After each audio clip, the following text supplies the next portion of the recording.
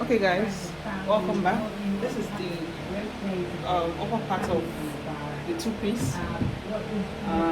It's a bit of an A shape, but most people will call it kimono, but since the sleeve is cut separately, I won't call that a kimono. It's an A shape. So what we can see from the video on the thumbnail before we started the class was the back was cut on fold. It had the bust, the waist, the hip. The bust was not too fitted. A bit of easy waist also. The hip. You might likely not need the hip measurement, but you just impute it to make the curve from there to the A shape. And if you check in the front, there's a bit of a strip that overlaps together like a button allowance with a different fabric. I'm going to use black for that. So let's get to cutting. We'll understand better while I'm cutting. So what I have on fold here is the hip divided by 4 plus 1 inch for ease at the hip part. Then my sewing allowances plus the parts that would add the A shape to as well. So the length of her dress is 59. Okay, the length of her dress is 59. I would minus that strip because the strip goes down to the lower part as well. I'm using 1.5 for the strip. I want it to be tiny and smart also. I don't want to use close to 2 inches. So the remaining length will be 59 minus 1.5, which is at 57 and a half. Okay. 57.5. Okay. I'll be needing half an inch to join the shoulder of the dress. Okay. And also I'll be needing 57 and a half plus half an inch is 58, and I'll be needing quarter to join the lower part with that strip. So all I have here is accurate for me. Okay, so this is accurate for me for my dress.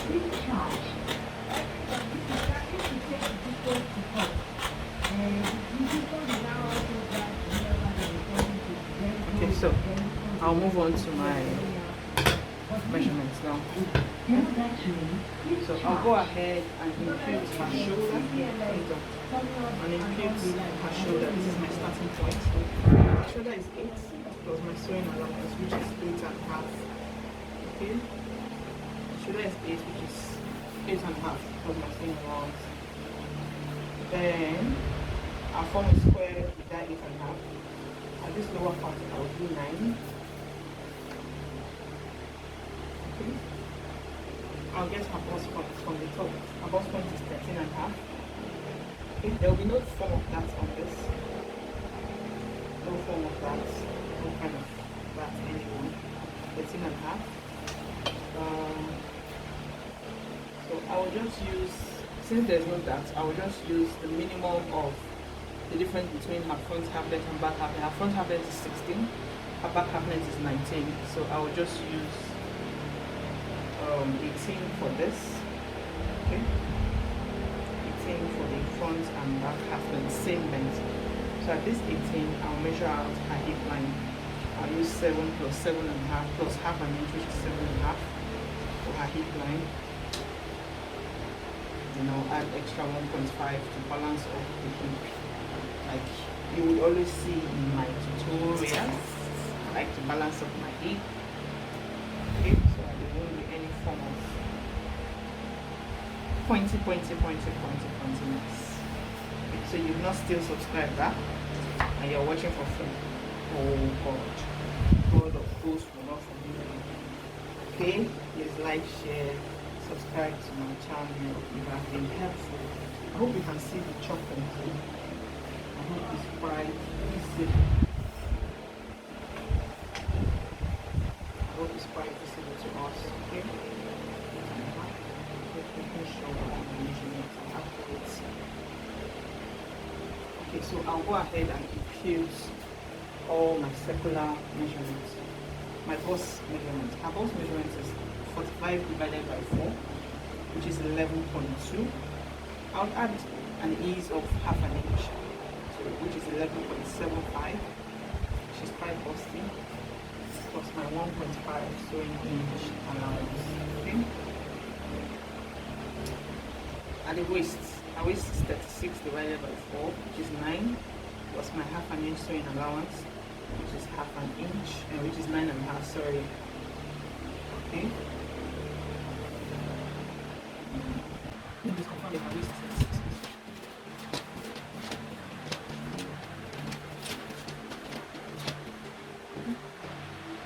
Yes, my waist is 36. Okay, so I'll move over to the hip. My hip is 44 divided by 4, which is 11, plus my half an inch. I'll just do one for the ease instead of, okay? I'll do one for the ease. You can see from the style, okay? So whatever it is I have on my first hip, I'll take over to my second hip. Okay. So at the lower part, I'll take whatever it is that I have on my first hip, lower part, and add extra 4 to 5 inches. Okay. I hope you can see it. I'll add extra 4 to 5 inches. Okay. The wideness is quite big on the style. So for my second hip, I would make a curve. I'll make a straight roll.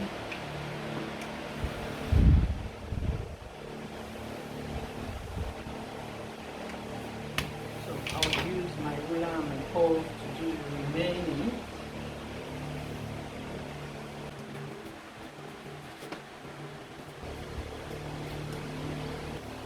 Sorry guys, I didn't know my camera was not capturing. Okay, so I've made all curve and connected my French curve from my waist to hip, then the hip to the lower parts, the 5 inches I came out by. So whatever it is I have in my bust line, I'll move it up to my chest line as well. So I have 11.75. Okay. Plus my sewing allowance 1.5. Okay. So I will use my ruler and connect.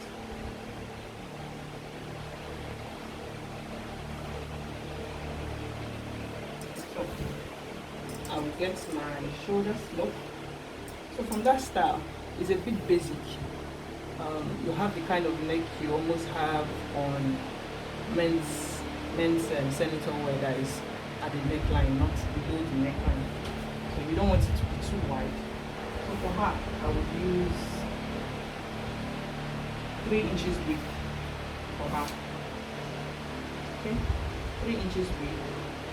But you can go ahead and use for she's the shoulder 16. You can go ahead and divide the neck measurements, whatever it is you measure for your customer. By 6, you will get it right. So I'm using 3 inches width for the depth of 1.5 for the back. So I'm cutting on the back now. Sorry, I didn't say that. I'm cutting on the back because the front has some details on it. So you want to cut the back first and place it on the front to cut the front.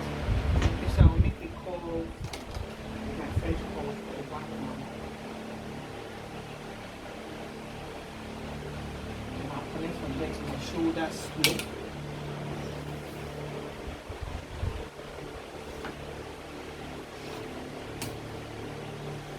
I'll get my armhole curve. I'll divide by 2. So there's no need going in for this is the back. You do that only for the front.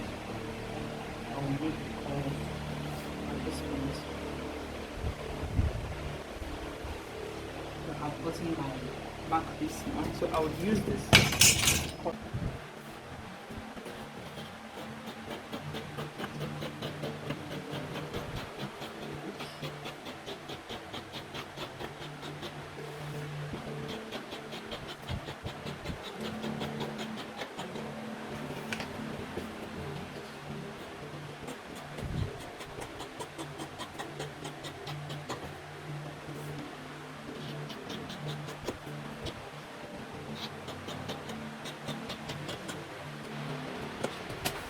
cut the front now. Okay, so the front, remember that there's a strip in front, so you want to put that into consideration as well. So I'll use this and place on the front. So guys, I also cut a piece for the back, for the front now. So this is the back piece. This is the back piece we made first.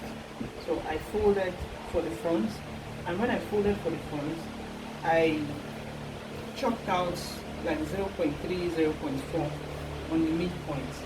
I'll be needing this part to join that strip for the taping. Okay, so I placed my fabric in such a way that is after the points which I made. Okay, so this is the chop line I made for the front. This I will be needing it to join the strip, the black strip I talked about. Okay, from up and the lower part. So I'll be needing it to join my strip. So I folded my fabric after that line. So every other thing will be the actual front piece. So I'll go ahead and cut.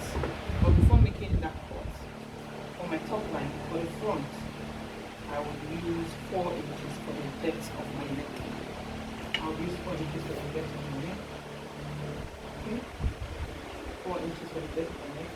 I'll also make the point at where the tip of my neckline stops also. Okay, so I can go ahead and cut every other thing that I need.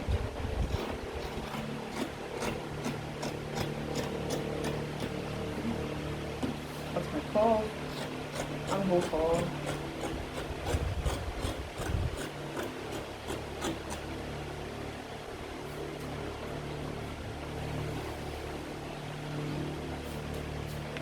Just make sure my lower part is accurate.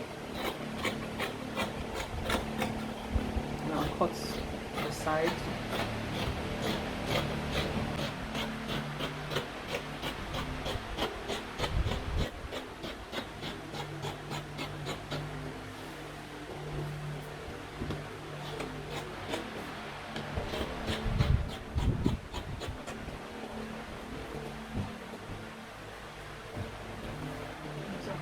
And take out my back piece now.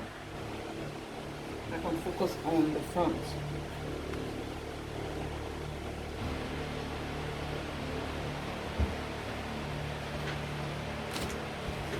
So remember I said the front leg depth is by 4 inches. Okay? So I can connect all curve for the front leg depth now to the tip of my shoulder.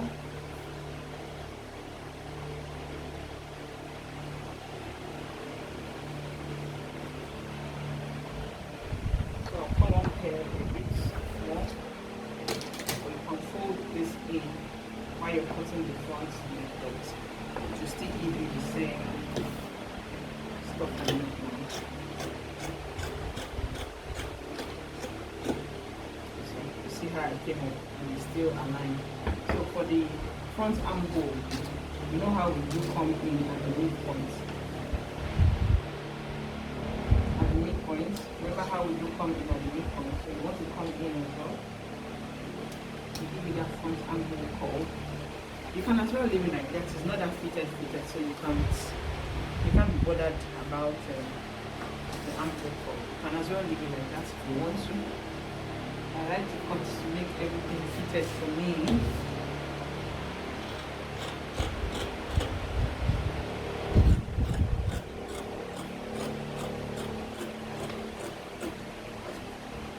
Okay, so now we move over to the sleeve. But before we move over to the sleeve, you want to cut this part open because it will be on separate pieces. With that you can add your strip. So the length of your strip you have to measure from your neckline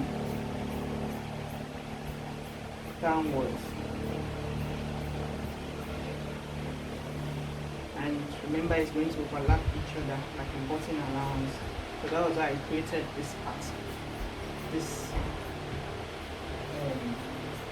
part you're seeing here. So I use it to join the overlap around. Okay, so now your strip will be, you measure from the top to the bottom 54. You can go ahead and cut 56 just to be on the safe side. If you know you can do 54, please go ahead. I'll just go ahead and cut 56. Okay, so by the time you're done joining both sides for front and back together, then you measure the width of the lower parts, the width from. Okay guys, we're about to cut the sleeve parts now. So the length of her sleeve is 15, and what we have on the sleeve is a balloon sleeve, but they took out like 3 inches from the basic sleeve to attach back to a balloon sleeve. But I don't have much fabric left, so I'll just that's why I'm cutting on the pattern paper, so I can manipulate whatsoever it is I want to do. So this is the length of her sleeve with my sewing allowance. Okay, so this is my CF, center fold of my sleeve.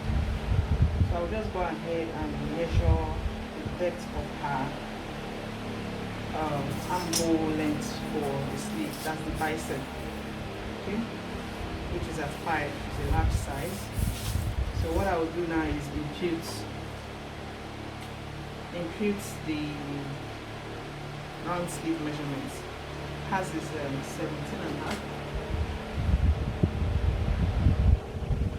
15.5, which is 7.75. Okay, because my 2 inches sewing allowance. So whatever it is I have here, 7.75, I want to bring it down and minus 1, which is 6.75, or I'll just leave it at 6.5 because I need this part to be firm on the arm. Okay, so we have 7.75, so I'll just leave it at 7 inch, but I'll still reduce it when I'm sewing. Then my sewing allowance, which is at 1.2. From this point, I'll merge to this point.